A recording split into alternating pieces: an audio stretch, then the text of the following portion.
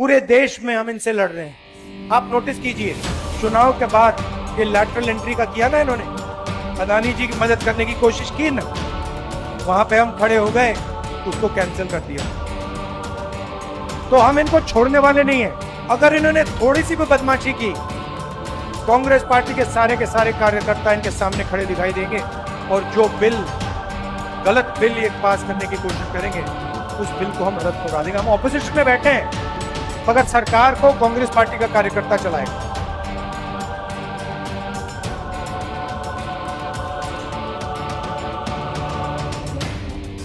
नमस्कार दोस्तों, कैसे हैं आप सब। आशा करता हूं आप सभी सुखी व स्वस्थ होंगे। दोस्तों, आज का मुद्दा हमारे लिए बहुत ही खास है। दोस्तों, क्या राहुल गांधी देश में शैडो प्रधानमंत्री बनते जा रहे हैं? जी हां दोस्तों, यही है हमारा आज का मुद्दा।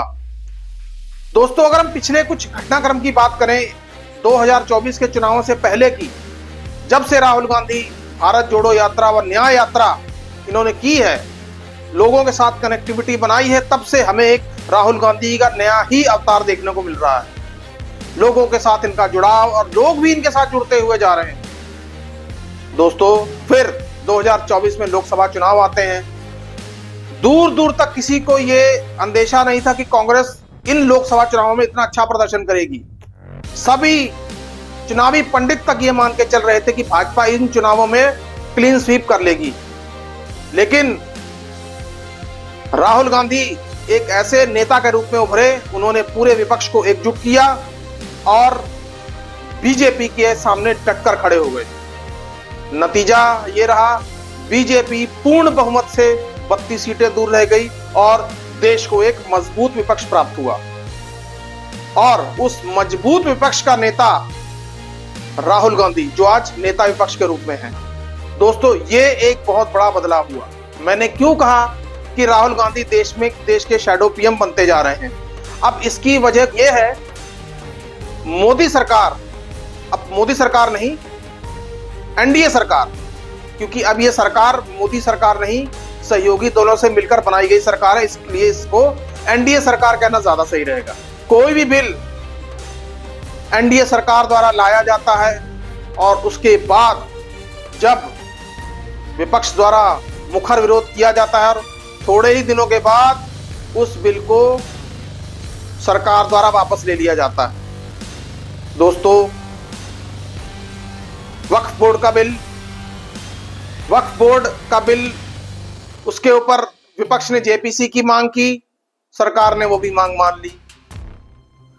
ब्रॉडकास्ट बिल बहुत शान से लाया गया था, लेकिन विपक्ष के भारी विरोध ने उस बिल की हवा निकाल दी।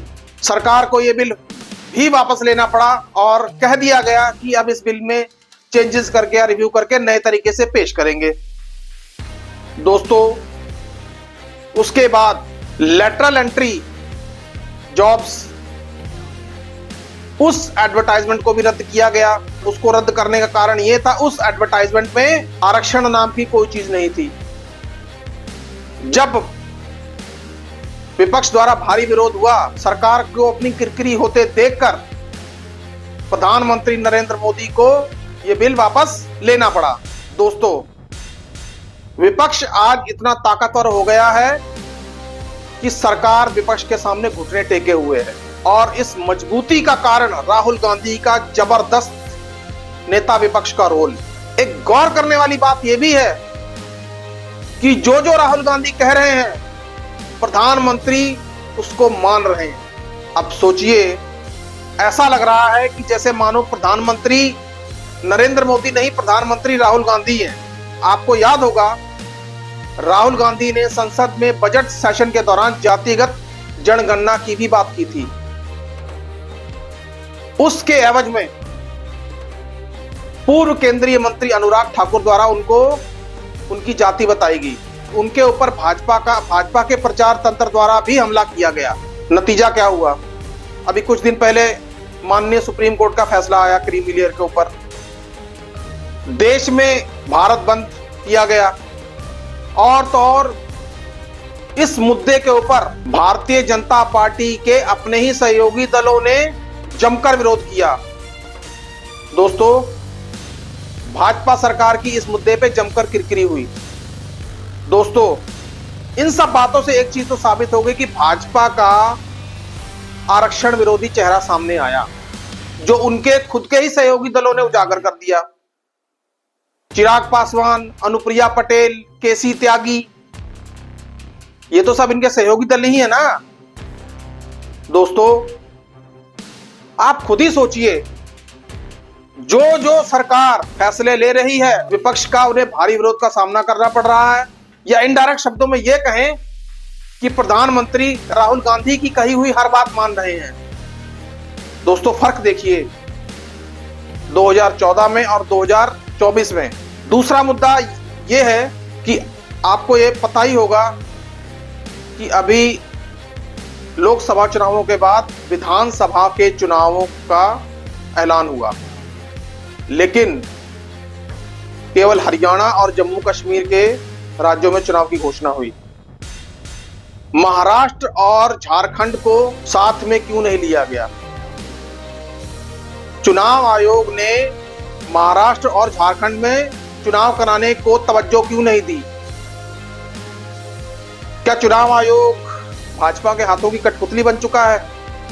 चुनाव आयोग भाजपा के इशारे पे काम कर रहा है? दोस्तों, क्या चुनाव आयोग इस बात का इंतजार कर रहा है कि प्रधानमंत्री नरेंद्र मोदी या इनके चाणक्य इन दोनों राज्यों में अपना कोई मास्टर स्ट्रोक खेलें और उसके बाद हम चुनावों का इंतजार करें? चुनाव आयोग की नीयत पर भी सवाल खड़ा होता है। इन राज्यों में चुनाव एक साथ करवाए जा सकते थे, जो कि चुनाव आयोग ने नहीं करवाए। दोस्तों, ये सब चीजें क्या साबित करती हैं कि राहुल गांधी का बढ़ता हुआ प्रभाव, राहुल गांधी की बढ़ती पॉपुलैरिटी से सरकार और चुनाव आयोग तक घबराए हुए हैं। किसी को यह नहीं सूझ रहा है कि क्या करें और क्या ना करें। दोस्तों, 2014 से 2024 में अब बहुत ज्यादा फर्क आ चुका है। दोस्तों, तीसरा मुद्दा यह है कि जब आपने देखा होगा लोकसभा चुनाव खत्म होते हैं, हर सरकार के 100 दिन के एजेंडे होते हैं। कुछ लगभग हर लोकसभा चुनावों के बाद जो सरकार नहीं आती है उसका 100 दिन का एजेंडा होता है, और मीडिया चैनल्स लगभग इस पे डिबेट वगैरह करते रहते हैं और दिखाते रहते हैं। लेकिन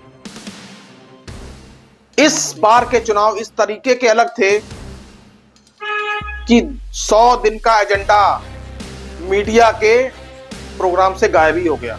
लेकिन आपको थोड़ा सा मैं पीछे लेके जाना चाहूंगा।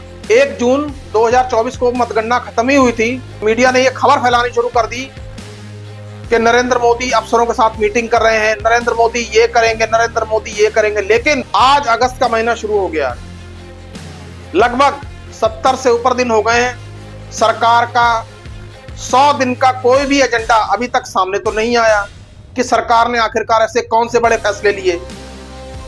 100 दिन के एजेंडे का मतलब यही होता है कि सरकार इन 100 दिनों में कोई ना कोई बड़े फैसले लेगी, लेकिन 70 दिनों से ऊपर हो चुके हैं, सरकार ने अभी तक कोई बड़े फैसले नहीं लिए।